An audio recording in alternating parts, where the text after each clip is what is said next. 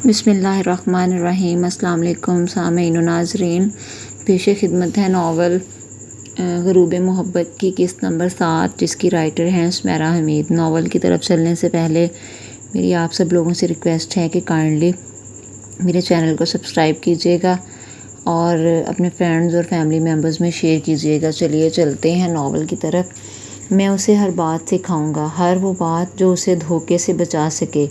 میں اسے سکھاؤں گا کہ انسانوں پر کسی صورت اعتبار نہیں کرنا، عورت پر خاص کر۔ میں اسے بتاؤں گا کہ یہ اپنی زندگی میں آنے والے ہر انسان کے دوسرے رخ سے خود کو آگاہ رکھے۔ اسے معلوم ہونا چاہیے کہ چھپی ہوئی صورتیں کیا ہوتی ہیں۔ خاص کر اسے یہ جان لینا چاہیے کہ دنیا میں محبت نام کا کوئی وجود نہیں ہے۔ محبت کے نام پر جو کیے جاتے ہیں وہ سب ڈرامے اور شوبدے ہوتے ہیں۔ اور معلوم کرنا ہے حوریہ کہ مجھے اسے کیا سکھانا ہے۔ ساکت پتلیوں اور بے جان ہوئی جان کے ساتھ حوریہ اس کی ہر بات کے آر پار ہو گئی، اور آر پار اس نے خود کو ہی دیکھا۔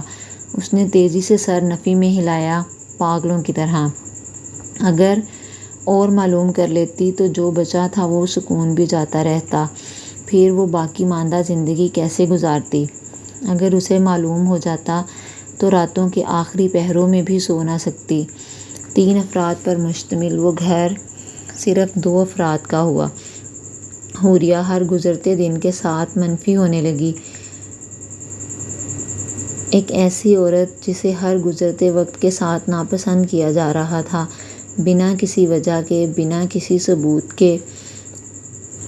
اور اگر ٹھوس وجہ مل ہی جاتی، اور اگر کوئی ثبوت ہاتھ میں آ ہی جاتے تو حوریہ کہاں جاتی؟ وہ جس شخص سے مسلسل محبت کیے جا رہی تھی، وہ اسے مسلسل ناپسند کیے جا رہا تھا۔ دن اور رات ایک جیسے ہو چکے تھے، بے معنی اور بے لطف۔ وہ دونوں ایک ہی جگہ، ایک ہی تعلق سے جڑے الگ الگ سمتوں میں جا رہے تھے۔ ہمراہی اگر اپنی سمت بدل لے تو صحراؤں میں بھٹک کر دیوانہ ہو کر مرنے کو جی چاہتا ہے۔ حوریہ کا بھی یہی جی چاہتا تھا، وہ ایسے دیوانی ہو کر مر جائے کہ وہ اس کی موت پر بلبلا ہی اٹھے، مذاق میں ہی صحیح، روئے تو صحیح، یاد تو کرے، نام تو لے، پکارے تو صحیح، کچھ تو کر لے، کچھ تو کرے۔ ایک ہی موسم میں انہوں نے چند سال اور گزار دیے۔ شادی کی اس ڈوری پر سب گرہیں حوریہ نے ہی لگائی تھیں۔ وہ گرہ لگاتے لگاتے تھک چکی تھی، پھر بھی ہر بار ایک نئی گرہ لگا دیتی تھی۔ پاپا، ہمارے گھر بیبی ڈول کب آئے گا؟ حسام اپنے پاپا کی گود میں بیٹھا پوچھ رہا تھا۔ کچن میں کھانا بناتے ہوئے اس کے ہاتھ رک گئے۔ حسام اس سے بہت دفعہ پوچھ چکا تھا، آج کل وہ ایسی ہی باتیں کر رہا تھا۔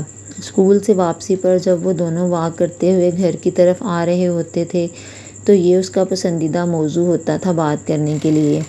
شاید اس کے کلاس فیلوز اپنی چھوٹی بہنوں کی باتیں کرتے تھے اس سے، اور اسے نت نئی کہانیاں اور شرارتیں سناتے تھے۔ وہ تنگ آ گئی تھی روز روز اس کے ایک ہی سوال پوچھنے سے، اور اب وہ اپنے پاپا سے بھی پوچھ رہا تھا، ڈول؟ وہ الجھ کر اس کی طرف دیکھنے لگا۔ بس ہماری ڈول، یس ہماری ڈول، پنک فراک والی، جو مجھ سے باتیں بھی کرے، جسے پرام میں بٹھا کر ہم گھمانے لے جائیں، اور اگر کبھی وہ سو رہی ہو تو میں اس کے ہاتھ پر چٹکی کاٹ لوں تاکہ وہ اٹھ کر رونے لگے۔ پھر وہ روئے گی اور میں ہنسوں گا، ایسے ہاں ہاں ہاں ہاں ہاں ہاں۔ ہمیں کوئی ڈول نہیں چاہیے۔ حسام میری جان ہے، اور جان صرف ایک ہی میں ہوتی ہے۔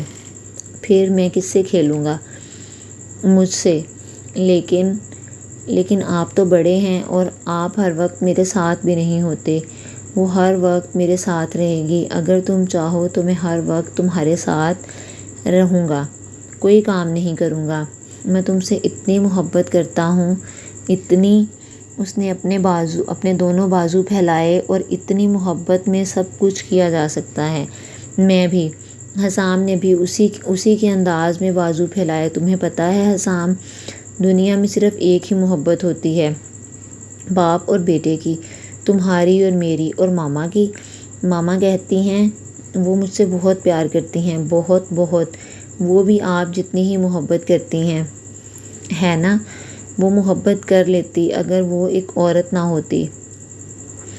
وہ کہے بنا رہ نہیں سکا، وہ جانتی تھی وہ کوئی ایک بات ایسی ضرور کہے گا، اور اس نے کہہ دی۔ ایک بیٹے سے، اس کی ماں سے متعلق۔ کچن سے تیزی سے نکل کر اس نے حسام کو اس کی گود میں سے اٹھایا اور اس کے گال چومے اور دیر تک سینے سے لگائے رکھا۔ میرے بیٹے کو تو میری محبت پر یقین کرنے دو، ایسے کسی کا بھی یقین نہیں کرنا چاہیے، اسے کسی کا بھی یقین نہیں کرنا چاہیے جیسے تم نے نہیں کیا۔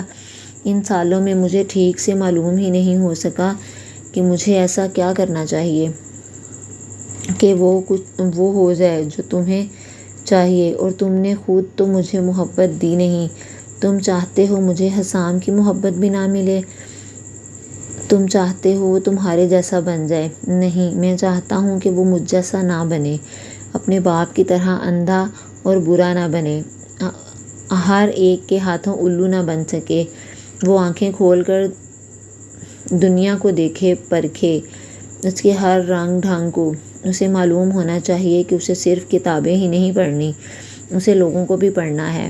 اسے میں نہیں بننے دوں گا۔ میں اسے چھپ چھپ کر، گھٹ گھٹ کر روتا ہوا نہیں دیکھ سکتا۔ میں اسے چھپ چھپ کر، گھٹ گھٹ کر روتا ہوا نہیں دیکھ سکوں گا۔ تم اس معاملے سے دور رہو۔ میں اپنے بیٹے کو دکھی بننے نہیں دوں گا۔ چھپ چھپ کر روتے ہو تم؟ کیوں؟ کس لیے؟ کس کے لیے؟ یہ تمہارا مسئلہ نہیں ہے، میرا مسئلہ کوئی بھی نہیں تھا۔ پھر بھی سبھی مسئلے میرے لیے ہی بنے۔ مجھے معلوم کرنا ہے کہ میں کون ہوں۔ حسام کی ماں بھی نہیں ہوں تو کون ہوں، کیا ہوں تمہارے لیے؟ میں مان لیتی ہوں کہ میں بری عورت ہوں، بہت بری ہوں گی، مگر میں بد کردار نہیں ہوں۔ میں نے دھوکے دیے ہوں گے، مگر محبت کے نام پر تمہیں کوئی دھوکہ نہیں دیا۔ میں اپنی محبت میں تمہارے لیے کھڑی ہوں۔ کتنی بار سنو گے؟ آخر کتنی بار؟ تمہیں تو رحم نہیں آتا، ایسے تو نہیں تھے تم، میرے لیے ہی ایسے بن گئے۔ میرے لیے ہی کیوں؟ مجھے گھر سے نکال کر باہر پھینک دو، لیکن اب بس کرو۔ اتنی سزا کاٹی ہے اس محبت کے لیے جو میں نے تم سے کی۔ تمہاری بیوی تنہا رہتے رہتے تھک چکی ہے، وہ مردہ ہونے کو ہے، اور تم اندھے اور بہرے بنے ہوئے ہو۔ کیسے مسیحا ہو؟ اپنی بیوی کا علاج نہیں کر سکتے؟ حسام اس کے ہسٹریائی انداز پر سہم گیا۔ نفرت کرتے ہو مجھ سے؟ تمہیں نفرت کرنی بھی چاہیے، لیکن صرف مجھ سے، ہر عورت سے نہیں۔ ہر عورت میں قدسیہ بھی شامل ہے، اور وہ نفرت کے لیے نہیں ہے۔ تمہیں معلوم ہونا چاہیے تم کیا کر رہے ہو۔ کاش مجھے معلوم ہوتا کہ مجھے محبت کا اتنا بھیانک انجام ہوگا۔ کاش مجھے معلوم ہوتا کہ تم سے محبت کا اتنا بھیانک انجام ہوگا، لیکن اگر مجھے معلوم ہوتا تو بھی میں یہی کرتی۔ تمہاری محبت میرے وجود میں ایسے اتری کہ میں مر تو سکتی تھی، تمہارے بغیر نہیں رہ سکتی تھی۔ مجھے مر ہی جانا چاہیے تھا۔ وہ حسام کو اس سے لے کر جا چکا تھا، وہ روئے یا چلائے اسے فرق نہیں پڑتا تھا، اور جب وہ اس کی زندگی سے جا نہیں رہی تھی تو وہ سب کچھ کرنے میں حق بجانب تھا۔ وہ کسی بھی عورت کو اپنی زندگی میں شامل نہیں کرنا چاہتا تھا۔ وہ محبت کے کتنے ہی منتر اس پر پڑھ کر نہ پھونک دیتی، اس پر اثر ہونے والا نہیں تھا۔ جب محبت کا اولین طلسم ٹوٹتا ہے تو پھر کوئی اور جادو نہیں چلتا، کسی اور کا جادو نہیں چلتا۔ یہ طلسم حوریہ نے توڑا تھا۔ یہ تھی ناظرین قسط نمبر 7۔ لاسٹ میں بھی میری آپ لوگوں سے یہی ریکویسٹ ہے کہ پلیز میرے چینل کو سبسکرائب کیجیے گا۔ شکریہ۔